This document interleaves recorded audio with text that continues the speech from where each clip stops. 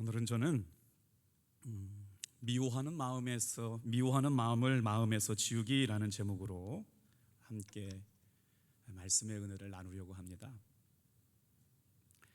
내수동 교회를 섬기고 있는 박지웅 목사님이 쓰신 책 가운데 믿음의 눈을 떠라라고 하는 책 내용 가운데 담겨져 있는 이야기인데요. 웃음 치료사였던 이임선 씨가 하루는 어느 날 50대 여성이 자기에게 찾아와서 자신의 삶을 털어놓기 시작되면서 알게 되었던 이야기라는데, 그 사연이 기가 막힙니다. 25년 전 사랑하는 청춘 남녀가 부모님의 반대를 무릅쓰고 결혼에 꼴이 나게 되었대요. 아주 어렵고 가난하였지만 빠듯했지만 그래도 사랑하며 행복하게 살았다죠. 이제는 어느 정도 자식들도 다 키우고 고생도 다 해서 살만하다 싶을 때 남편이 갑자기 아프기 시작했대요. 그래서 병원에 가서 검진을 받아보니까 이게 웬일이에요? 간경화 말기, 죽음을 코앞에 두게 된 거지요. 죽어가는 남편을 생각해 보면서 아내로서 어떻게 하면 남편을 위로해 줄 수 있을까, 가슴이 무너지는 마음을 금할 수가 없어서 남편에게 이렇게 얘기했대요. 여보, 소원이 있으면 좀 하나 말해봐요. 내가 당신 소원을 다 이루어 줄게요. 이게 남편을 향한 아내의 사랑의 표현이라고 묻고 그렇게 얘기를 했대요. 여보, 소원이 있으면 한번 속 시원하게 얘기해보라고. 내가 들어줄 수 있는 대로 다 들어주겠노라고. 그랬더니 남편 되는 이 남편이 뭐라고 얘기하느냐.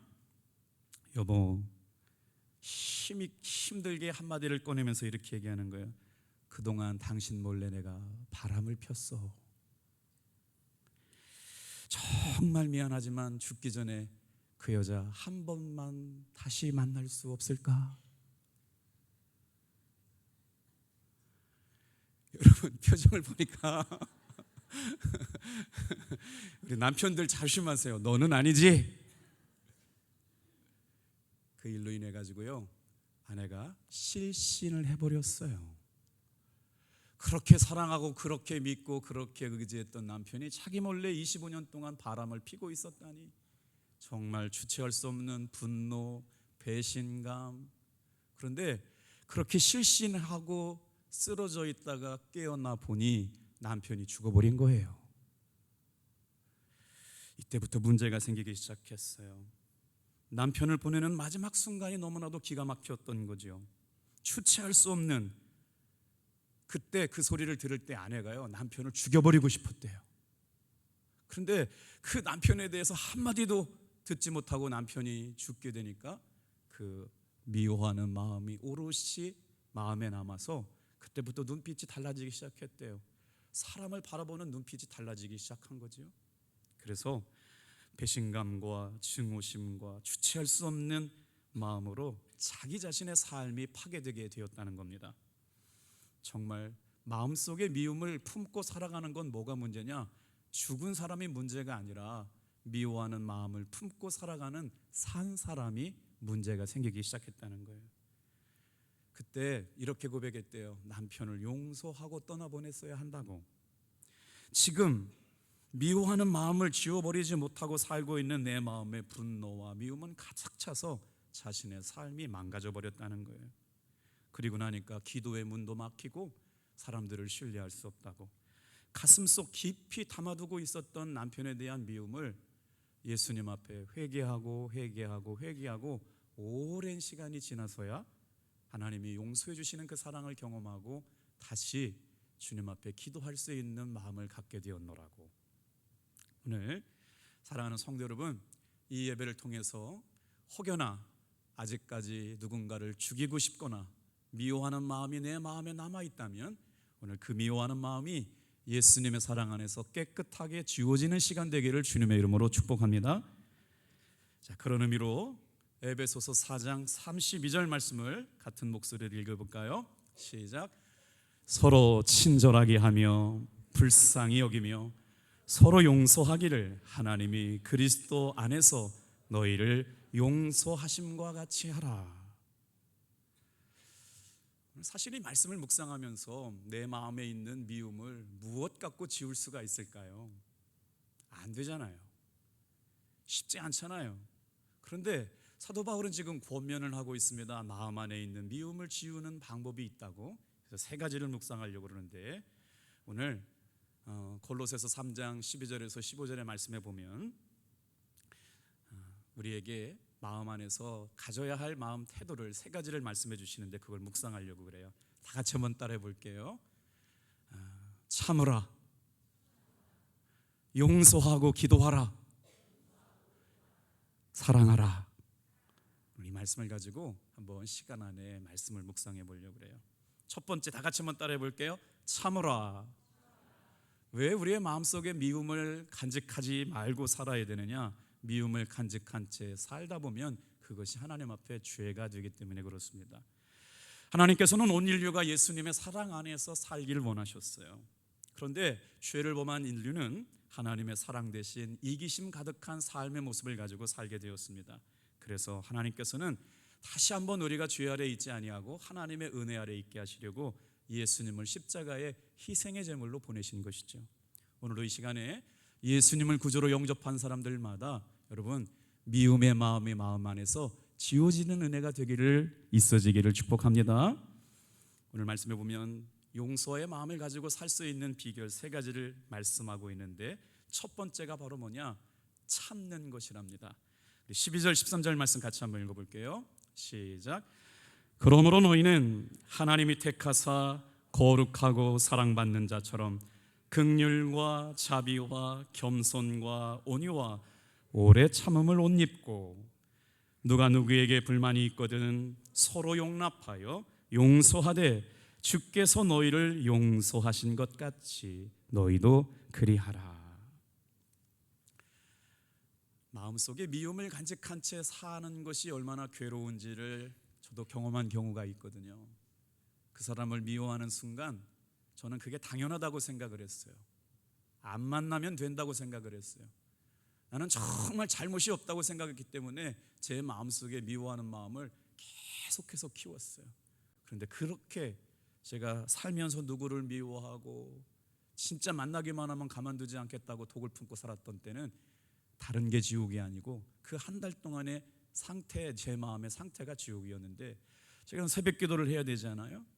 새벽 기도 나가서 그 사람만 생각하면 미워하는 마음을 이룰 수가 없어요. 근데 주님이 제 마음속에 네가 먼저 용서해라. 하나님, 주님 제가 잘못한지 아는 걸 아시지 않습니까? 저는 진짜 억울합니다. 근데 주님이 또 저에게 말씀하시는 거예요. 네가 먼저 용서를 구해라. 정말 이루다 말할 수 없는 그때 하나님께서 마음에 미움을 품고 살아가는 삶에 그것이 죄가 되고 얼마나 괴로운 것인 것을 하나님의 사랑으로 하나님이 하신 일들을 경험하고 나서야 깨닫게 되죠. 자, 그래서 사도 바울은 우리에게 어떻게 살라고 말씀하시느냐? 로마서 8장 28절 좀 같이 읽어볼게요. 시작. 우리가 알거니와 하나님을 사랑하는 자 곧 그의 뜻대로 부르심을 입은 자들에게는 모든 것이 합력하여 선을 이루느니라. 하나님께서 우리를 사랑하셔서 구원하시고 선택하게 하시고 거룩하게 하셨기에 이 예배 자리에 나오신 줄로 믿는 분만 아멘 해볼까요? 그러면 우리는 어떻게 살아야 되느냐? 그렇게 구원받은 자녀로서의 삶을 주님께서 요구하시는데 뭐라고요? 긍휼, 자비, 겸손, 온유, 오래 참음을 옷 입고 라고 말씀하세요. 이 단어가 오래 참음을 옷 입고 라고 하는 단어가 제 마음에 딱 은혜가 됐어요. 용서가 안 되는데 말이에요. 참아지지 않는데 말이에요. 어떻게 참아요? 그랬더니 예수께서 오래 참으심을 옷 입은 것처럼 너희도 오래 참음을 옷 입어라. 오늘 이 자리에 여러분, 주님께서 부어주시는 오래 참음의 마음이 넘쳐나게 되시기를 축복합니다. 그리스도의 성품 가운데, 예수님의 성품 가운데 가장 중요한 성품이 뭐냐? 바로 용서하시는 마음이었어요. 우리는 형상대로 지음받았기에 오래 참음을 옷 입고 용서하기 어려운 사람들을 오늘 용서할 수 있는 마음 안에서 미움의 죄가 지워지는 역사를 경험하게 되기를 축복합니다. 자, 예수님을 믿는 우리들은 예수님께서 참으신 것을 바라보면서 참을 수 있습니다. 그래서 히브리서 12장 2절 말씀을 통해 오래 참음을 옷 입게 되는 은혜를 경험했으면 좋겠어요. 같이 읽어볼게요. 시작. 믿음의 주요 또 온전하게 하시는 이인 예수를 바라보자. 그는 그 앞에 있는 기쁨을 위하여 십자가를 참으사 부끄러움을 개의치 아니하시더니 하나님 보좌 우편에 앉으셨느니라. 하나님의 기쁨을 위하여 십자가를 참으셨어요. 오늘 내 마음에 해결되지 않는 미워하는 마음이 정말 깊숙이 틈타 들어와서 도저히 용서가 안 되는 분이 있다면 오늘 이 말씀을 들으면서 예수님께서 참으시고 십자가에서 죽으시고 나의 죄와 나의 허물을 용서하신 희생의 제물이 되신 것을 믿음으로 말미암아 예수님이 용서하시고 예수님이 참으셨기에 나도 참을 수 있는 사람이 되게 해달라고 결단하시기를 주님의 이름으로 축복합니다. 자, 두 번째입니다. 다 같이 한번 또 따라해 볼까요? 어떻게 하면 우리 마음 안에서 미워하는 죄를 지워버릴 수 있을까요? 오늘 골로새서 3장 말씀은 두 번째로 이렇게 말씀하세요. 서로 용서하고 기도하라. 13절 말씀 같이 한번 읽어볼게요. 시작. 누가 누구에게 불만이 있거든 서로 용납하여 피차 용서하되 주께서 너희를 용서하신 것 같이 너희도 그리하고. 성도들의 삶은 완전하지 않습니다. 늘 불완전해요. 그래서 하나님께서는 우리를 구원하시기 위해서 예수님을 이 땅에 보내주셔서 그리스도의 몸에 접붙이게 만드셨죠. 오늘 여러분 예수님의 경험을 어떻게 깨닫고 살아가나요? 요한복음 15장 말씀에 보면 예수님 안에 거하고 늘 예수님 안에 거하게 될 때마다 저와 여러분의 삶에 예수님이 나의 진정한 생명의 공급자, 은혜의 공급자, 영양의 공급자, 생명의 말씀의 공급자가 되심을 깨달아 살게 될 줄 믿습니다. 하나님은 서로의 영혼을 위하여 육체를 섬기게 하셨어요. 오늘 이 자리에 여러분 그냥 성도로서 앉아있지만 루터는 뭐라고 그랬냐면 서로가 서로를 위한 거룩한 제사장이라고 불렀거든요. 그러니까 이 예배 시간이 그냥 예배 시간이 아니고 하나님의 은혜 가운데 서로를 위한 거룩한 제사장으로 살아가게 하도록 교회 안에 성도로 불러주셨고 가정 안에 가정을 사랑할 수 있는 거룩한 제사장도 부르셨으니까 다 같이 한번 따라해 볼까요? 우리가 교회입니다. 선하고 아름다운 사람들이 만들어가는 교회, 우리가 교회예요. 어떻게 하라고요? 서로를 위한 제사장들의 삶을 살라고 부르셨다는 거예요. 용서가 뭘까요? forgiving이라고 하는 말은 영혼을 위한 섬김입니다. 왜 우리가 용서해야 할까요? 용서한다는 것은 죄나 잘못을 꾸짖지 않고 덮어주는 걸 용서라고 말하는 거거든요. 이 용서는 사랑하는 사람에게서만 볼 수 있는 특징이에요. 우리 여러분 다 알잖아요. 근데 참아라 알죠. 그런데 참아지지 않잖아요. 인간의 본성에서 드러나는 미움이라는 마음은요 학습되지 않아도 마음에 내재되어 있대요. 그런데 참는 것, 참을 수 없는데 참게 되는 것, 용서가 안 되는데 용서하게 되는 것, 사랑할 수 없는데 사랑하게 되는 건 뭐냐면 내 안에 있는 본성을 거스르는 일이에요. 그러니까 사랑하기 위해서는 내 본성대로 따라가면 안 돼요. 예수님께서 내 본성을 바꾸어서 뭐라고 말씀하시느냐? 다 같이 한번 따라해 볼까요? 예수님 안에서 새 사람이 되었다. 내 육신적인 감정 가지고는 도대체 용서할 수가 안 돼요. 그 인간 죽여버리고 싶었다니까요. 얼마나 미웠으면 25년 동안 그렇게 불륜에 빠져가지고 다른 여자 치마폭에 있던 걸 알게 되니까 실신해버렸어요. 그 책에 그렇게 나와요. 그 인간을 죽여버리고 싶은 분노가 자기 마음속에 고스란히 남아있다는 거예요. 배신감, 미워하는 마음, 증오가 가득하는데 그 분노를 쏟아내기 전에 남편이 죽어버렸으니까 어떻게 하면 좋을까요? 그런데 이 미워하는 마음, 인간의 본성에 학습하지 않아도 내 마음에 내재되어 있는 이 미움의 마음은 여러분 성령께서 사랑하게 하시는 성령의 도우심으로 말미암아 인간의 본성을 거스르게 하시는 일임을 믿으시길 바랍니다. 본성이 바뀌어야 하게 되는데 그 참는 것, 그 용서하는 것, 그 미워하는 사람을 위하여 기도하는 것, 오늘 10절 말씀해 보니까 우리가 예수님 안에 있을 때 본성이 바뀌어 새 사람이 되었대요. 인간적인 본성 가지고는 용서할 수 없지만 예수님 안에 머물게 될 때 본성이 바뀌어서 참을 수 있는 사람, 용서할 수 있는 사람, 위하여 기도할 수 있는 사람이 될 줄로 믿습니다. 10절 말씀 같이 한번 읽어볼게요. 시작. 새 사람을 입었으니 이는 자기를 창조하신 이의 형상을 따라 지식에까지 새롭게 하심을 입은 자니라. 내 마음의 묵상도 주님께서 알고 계세요. 내 입술의 말도 주님께서 알고 계세요. 그런데 내 본래적인 모습, 본성적인 모습은 미워할 사람은 미워하고 사는 거예요. 죽이고 싶은 사람은 죽도록 미워하고 증오하고 사는 거예요. 그런데 주님은 그렇게 살기 원하지 않았거든요.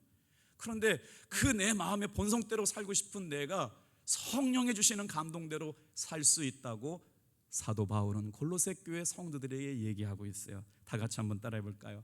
하나님의 새롭게 하심.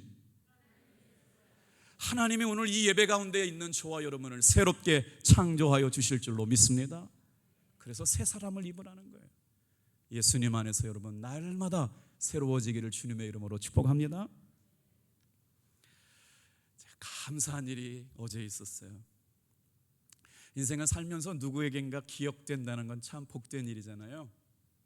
제가 강원도에 목회 나갔을 때 성도님들이 4분밖에 안 계셨는데 그때 당시에는 하루에 인건비가 얼마였냐면 노가리를 깐다고 그래요. 명태를 까면 이렇게 큰 포대로 하나 까야 7,000원 정도를 버는 할머니들 4분이 교회에 계셨거든요. 근데 그분들이 정말 저를 사랑해 주셨어요. 아멘 부대가 있었다고 그랬잖아요. 무슨 설교만 하면 이 정도는 아니었어요. 할렐루야 해보세요. 놀라셨네. 아멘을 하시는데 그냥 뭐 4명이서 모이는데 뭐 어때요? 그러면 제가 할렐루야 그러면 아멘 아멘 아멘 막 이렇게 얼마나 목회가 행복하고 신났는지 몰라요. 그런데 그분들이 저를 사랑해 주셨지만 이렇게 천명 이걸 뭘로 표현할 수가 없어요. 저희 교회 성도님도 아니셨던 옆에 교회를 다니시는 새 성도예요. 집사님도 아니신데 그분이 저를 보면 그렇게 그냥 눈물을 흘리시고 좋다고 그러시고 응원을 해주셨던 고미양품, 고한 시장 내에 고미양품을 하고 있는 고경숙이라는 분이 말이에요. 정말 뭐 개척교회 교인 성도 4명 있는데 양복을 한번 입어본 적이 있겠어요? 그럴 때 어느 날 제 양복을 사오셨어요. 그때부터 지금까지 양복을 사오시는 거예요. 그리고 나서 제가 탑동교회 담임으로 올 때 목사님 탑동교회는 성도가 많으니까 양복 사주실 분들이 얼마나 많으시겠냐고. 그런데 오늘은 첫날 첫 설교는 제가 사드린 양복 입으시고 설교해달라고 그래서 올 때도 양복을 사주셨는데 여러분 저는 이 목회하면서 깨달은 게 있어요. 하나님을 기쁘시게 하면 반드시 선물 주실 줄로 믿습니다. 어제 그분이 갑자기 5시에 전화가 온 거예요. 전화기를 붙들고 우시는 거예요. 안녕하세요 집사님. 그랬더니 막 울어요. 그러면서 주님이 저보고 감동을 주셨다고. 목사님 허리 사이즈가 아직도 32냐고. 이거 어떻게 이거 허리 사이즈가 공개됐네. 허리 사이즈가 조금 베들레헴이 늘어가지고 34가 됐다고. 그럼 잘 됐다고 목사님 며칠만 기다리시라고 양복이 갈 거라고. 제가 이런 목사라고요. 그러면서 목사님 너무나 감사해요. 저는 그분에게 지금까지 양복을 4-5벌을 받았는데도 저는 그분에 가서 뭐 밥을 사드렸거나 뭘 위로해드렸거나 교제를 나눈 적이 없는데 그냥 좋대요. 그러니 제가 오늘 이번 주에 어제 그 전화를 받고 나서 하나님 제가 양복 받을 일을 한 일이 없는데 왜 저에게 이렇게 양복을 주시나 그랬더니 전도했잖아요. 우리가 전도한 게 하나님 기쁘셨구나. 여러분 이 아름다운 예배 가운데 하나님을 기쁘시게 하면 여러분에게 반드시 상 주시는 하나님을 경험하게 되기를 주님의 이름으로 축복합니다. 한 주간 동안 목사의 삶은 다 삶이 오픈되지요. 아침에는 이렇게 기뻤다가도 저녁이 되면 성도들이 기도하려고 하는 기도가 그냥 제가 할 수 있는 범위를 넘어서요. 응급실에 실려가게 되고 사느냐 죽느냐의 문제를 가지고 기도를 부탁하기에 정말 저도 기도해야 되는데 놀라운 일이 아닐 수가 없어요. 한 권사님이요, 다 아시잖아요. 오늘 떡 내셨다니까요. 월요일날 수술 들어간다고 문자를 주셨고 화요일날 수술이 시작되는데 5시간 수술을 걸리는 줄을 모르고 제가 수술실 들어가기 전에 권사님께 전화를 드려서 기도를 해드렸어요. 하나님께서 마음에 평안 주시니까 권사님 잘 다녀오시라고. 그리고 나서 수술이 됐는데 5시가 지나가지고 6시가 되는데 장로님께 전화 드렸더니 우리 권사님이 아직 수술방에서 못 나오셨다는 거예요. 우리 장로님 울먹울먹 하셔요. 그리고 나서 제가 서재에 올라가가지고 계속 끙끙끙끙 앓고 있어요. 9시가 됐는데도 전화가 안 와요. 야, 이거 큰일 난 거 아닌가? 2번, 3번, 5번 목뼈뼈를 인공관절을 넣어야 되니까, 그러니까 주일날 목뼈가 4번 목뼈를 치면 사람 죽는다는 거 아셨잖아요. 근데 우리 권사님이 그 목뼈 수술을 하신다고 하니 얼마나 어렵겠어요. 6시에 전화 받고 저는 9시까지 끙끙끙끙 앓고 있었는데, 여러분 이런 기도를 부탁할 때 목사님에게 빨리 알려주시길 바랍니다. 6시에 병원에서 나왔다는 걸 고영강 사모는 알고 있었더라고.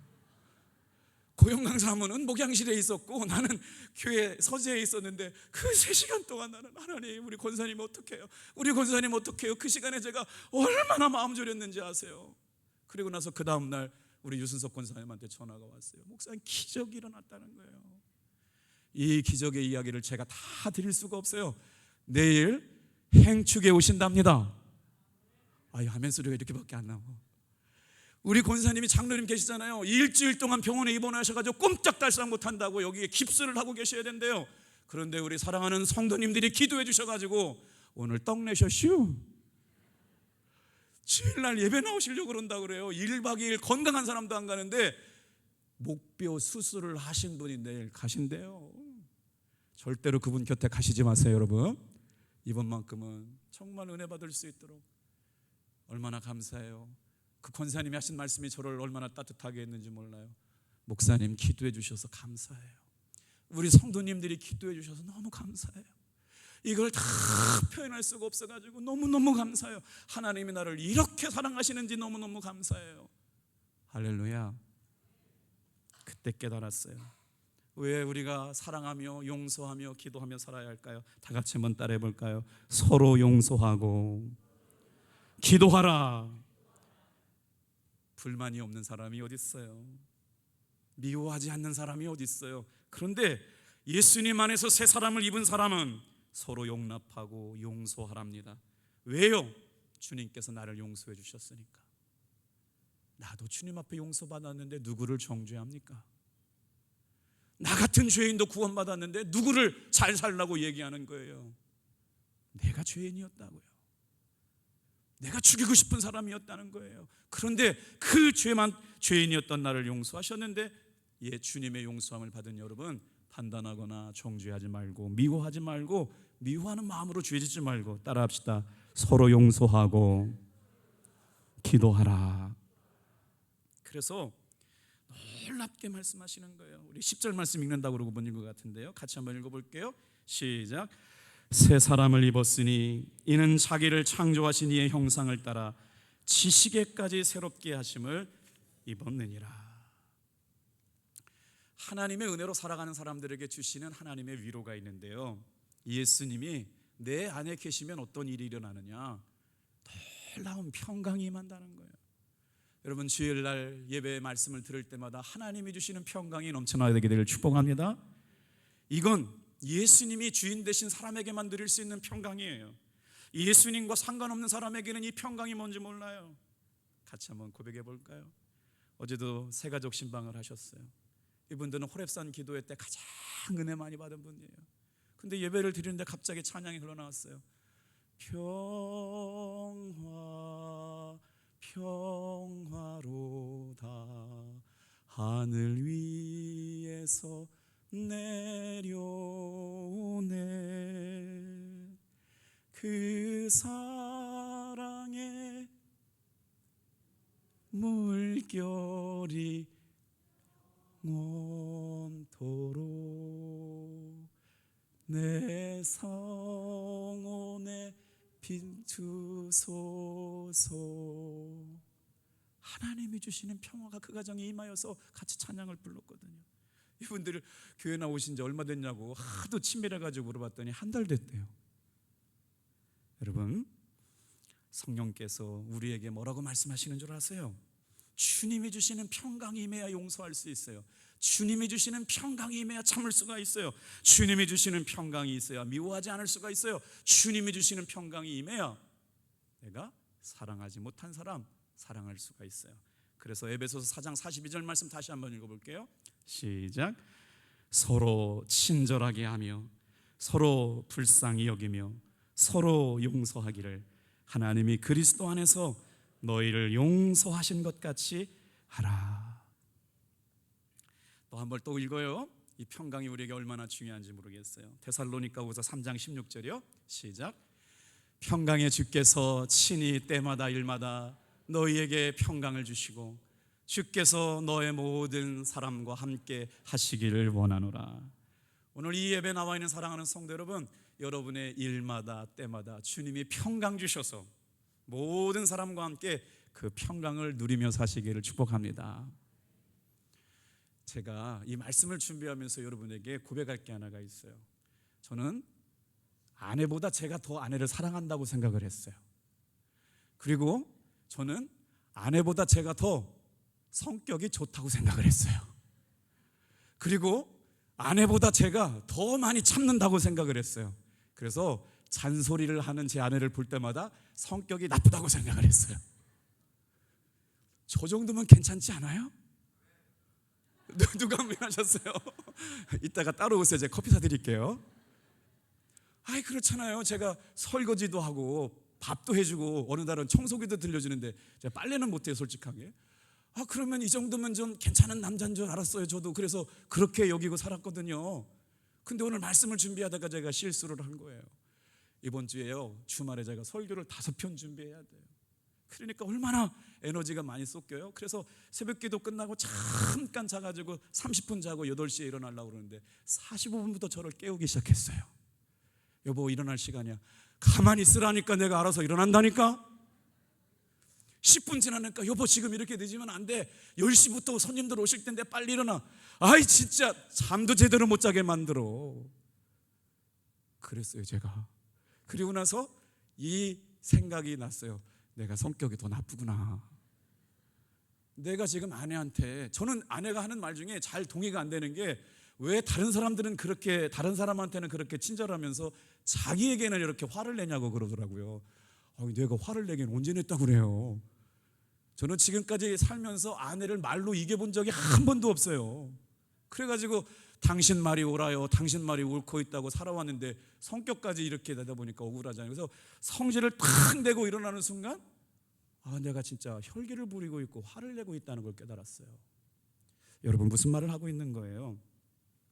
주님이 주시는 평강이 우리 마음을 지배하지 못하면 우리는 쏟게 됩니다. 미워하는 사람, 여러분, 그 미워하는 것이 죄가 되지 않도록 오늘 이 순간 다 주님 앞에 새 사람을 입은 것처럼 서로 용납하고 불쌍히 여기고 예수님 안에서 평강하시기를 주님의 이름으로 축복합니다.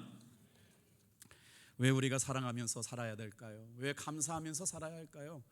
우리의 인생이 좀 장수한다고 80대, 90대, 100대라고 얘기하잖아요. 한 보험회사에서 우리의 라이프 스타일을 연구해서 발표했는데 재미난 거예요.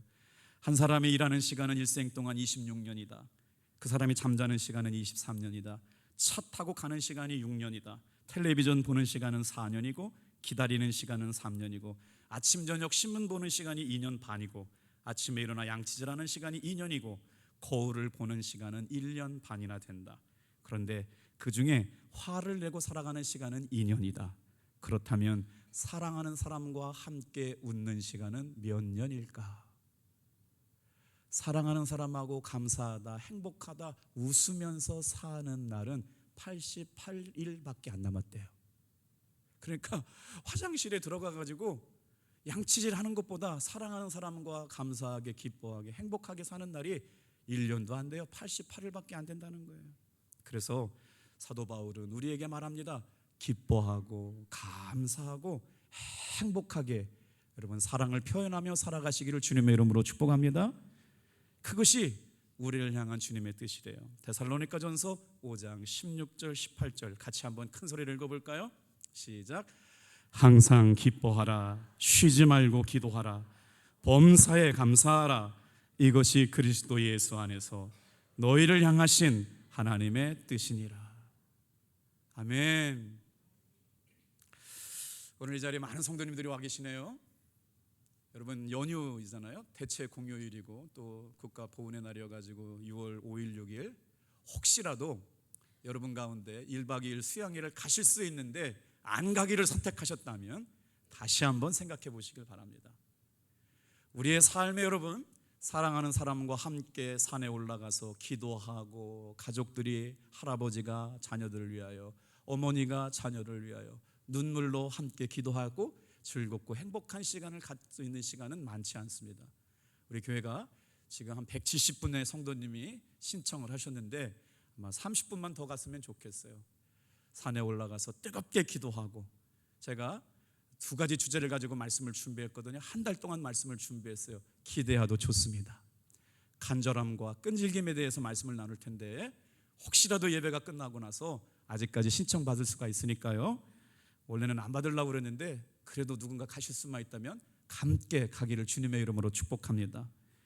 다 같이 한번 따라해 볼까요? 항상 기뻐하라, 쉬지 말고 기도하라, 범사에 감사하라. 이것이 예수 그리스도 안에서 너희를 향한 하나님의 뜻이라는 거예요. 오늘 사랑하는 성도 여러분, 항상 기뻐하시길 바랍니다. 항상 쉬지 말고 기도하시길 바랍니다. 모든 일에 감사하시길 바랍니다.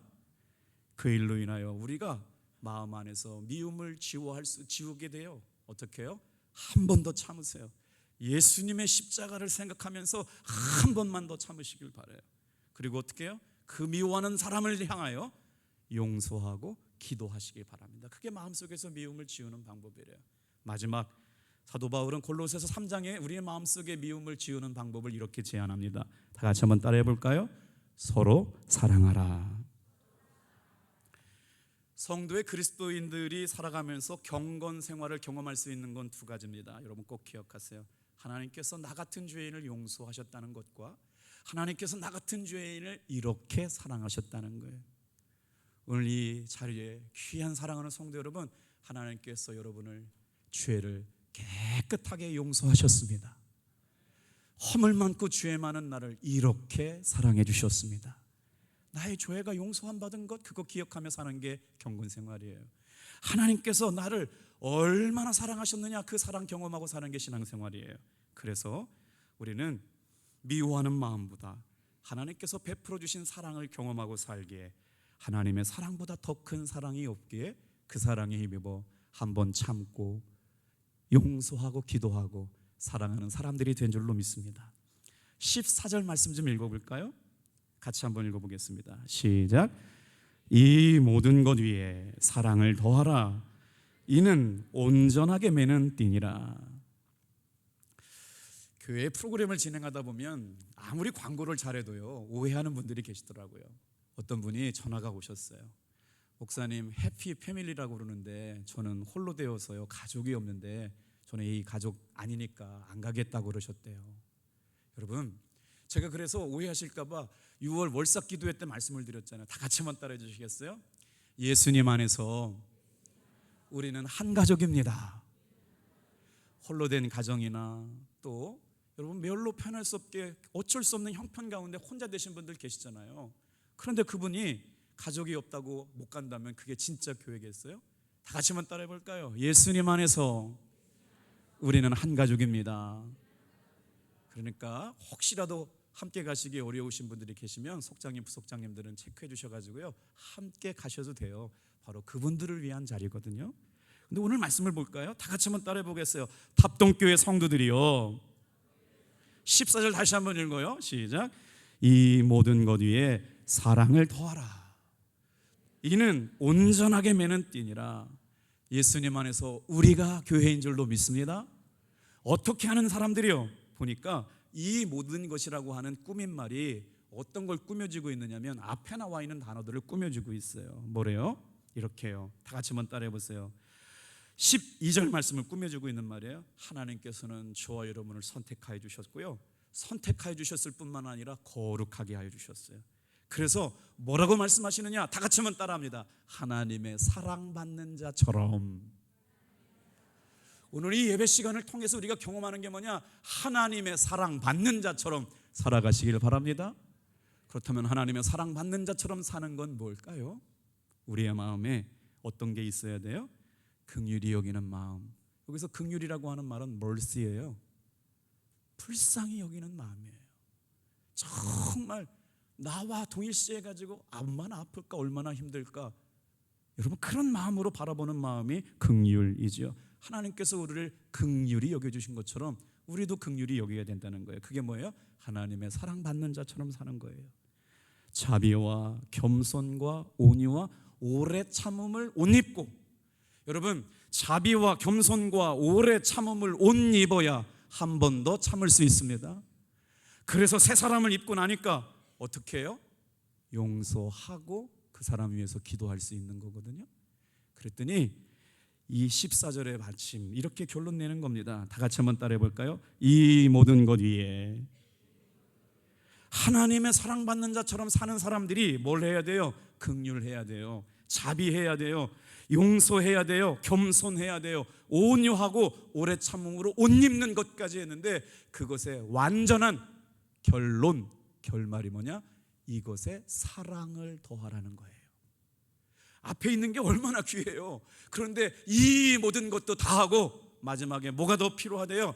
이 모든 것에 사랑을 더하라. 오늘 어떻게 우리 마음속에 인간의 본성을 따라가지 않고 본성을 거슬러 하나님이 주시는 성품 따라 살아갈까요? 여러분, 사랑하면서 이 모든 것 위에 하나님의 사랑을 더하는 저와 여러분들 되기를 축복합니다. 사진 한 장 보여드릴게요. 혹시 아시는 분들 좀 한번 보세요. 이 말씀 다 치고 들어갈게요. 오혜령이라고 하는 배우였는데, 저는 저분을 잘 모르겠어요. 1941년에 태어나셨는데요, 유명한 사랑받는 극작가였고 방송인이면서 배우였답니다. 그러니까 60, 70년대 라디오 방송들 다 들으셨잖아요. 별이 빛나는 밤에를 진행했던 분이 따라라라라란 아닌가? 맞아요? 맞죠?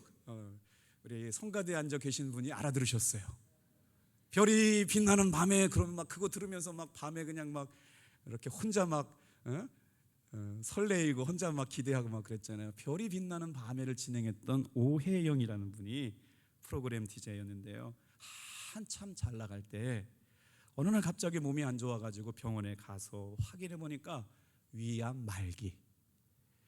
그것만도 감사한데 이 위암 말기 판정을 받은 것이 온몸에, 이제 암이 한번 걸리고 나면 온몸을 혈액을 타고 돌아다닌대요. 임파선암까지 전이가 됐어요. 그래서 의사 선생님한테, 선생님 제가 앞으로 얼마나 살 수 있을까요? 그랬더니 앞으로 석 달 사실 수가 있어요. 온몸에 암이 전이가 됐습니다. 큰 인기도 명예도 명성도 영향력도 하루아침에 아무것도 아닌 게 되어버리고 만 거죠. 그리고 나서 남은 날들, 살아갈 날들을 하루아침 죽을 날들을 꼽으면서 이렇게 동글맹이를 쳐가면서 죽음을 기다리고 있었다는 거예요. 그런데 어느 날 매주, 오늘 백합이 이렇게 와 있는데, 한 청취자 한 분이 희망을 버리지 마세요라고 하는 네임카드를 통해 가지고요, 꽃다발이 그분의 방송실에 배달이 되기 시작한 거예요. 매주 백합 50송이가 그래도 희망을 버리지 마세요. 놀랍게도요, 이 꽃다발은 2달이 지나도 3달이 지나도 계속 배달되었답니다. 누구인지는 모르지만 희망을 버리지 마세요라고 하는 배달을 통해서 그때 뒤통수에서 거룩한 하나님의 빛이 임해가지고 맞는 순간 뭐가 찾아왔다는 거예요. 다 같이 한번 따라해 볼게요. 하나님께서 나를 붙드시는구나. 그래서 알았대요. 죽음의 한복판에 찾아오신 하나님의 은혜가 나를 살리시려고 부르신다. 온몸에 암이 전이가 됐음에도 불구하고 포기하지 않고 그때부터 회개하고 기도하고 회개하고 기도했대요. 6개월이 지난 어느 날 이제는 내가 죽겠구나 생각을 했었던 그때에도 하나님께서 이분을 찾아오셔서 놀랍게 겨드랑이에 이 주먹만큼 달걀만큼 잡혔던 암덩이가 깨끗하게 사라지는 은혜를 경험하고 나서 남은 인생을 주님을 위하여 살겠노라고 목사님과 결혼하셔가지고요, 그때부터 주의 복음을 전하는 일로 경기도의 한 작은 마을에 들어가서 평안의 집, 버림받은 노인들을 섬기는 삶을 사시면서 오늘도 하루에 8시간씩 기도하고 찬송하면서 말씀을 보면서 책을 하나 냈네요. 당신 없는 인생은 빈 그물이오니. 사랑하는 성도 여러분, 오늘 이 모든 것에 사랑을 더하게 될 때 생명의 주권은 하나님께 있어요. 살게 하시면 간증이고 죽게 하시면 우리의 영혼은 천국 갈 줄로 믿으시길 바랍니다. 그런데 하나님 앞에 그 은혜와 사랑을 깨닫고 나서 회개하고 자신의 남은 생을 주님 앞에 드리기로 결단하고 살아가는데 올해 벌써 82살이 되셨대요. 남은 여생을 주님을 위하여 살아가는 삶이 됐다죠. 사랑하는 성도 여러분, 미움은 우리의 영혼을 병들게 하고 우리의 영혼을 파괴시킵니다. 미워하는 마음은 성령을 근심하게 만듭니다. 많은 소원을 기도하지만 그 기도, 미움 안에 있는 기도는 응답되지 않습니다. 이제 오늘 이 말씀을 듣고 누군가 아직까지 죽이고 싶을 정도로 미워하는 사람이 있다면, 아직도 용서하지 못하고 있다면 그 사람을 여러분 용서하시는 시간 되기를 주님의 이름으로 축복합니다. 내 마음 안에서 미움을 이제 종지부를 찍어서 더 이상 미워하지 않고 살겠다고 선언하시는 귀한 시간 되기를 축복합니다. 성령 안에서 주시는 행복보다 더 큰 사랑은 없습니다. 예수님께서 우리를 위하여 십자가에서 구원하시고 사랑하시는 것보다 더 큰 사랑은 없습니다. 이 사랑으로 6월 한 달 가정에서도 직장에서도 일터에서도 승리하시기를 축복합니다. 죄를 미워하고 새로운 사랑의 용서의 삶을 사시기를 원하는 분들은 첫째, 참으시길 바랍니다. 한 번만 더 참으시길 바라요. 둘째, 서로 용서하고 기도하시길 바랍니다. 마지막으로 사랑하며 사시기를 바랍니다. 오늘 나는이라고 하는 찬양 부르시면서 준비하신 예물 하나님께 올려드리도록 하겠습니다.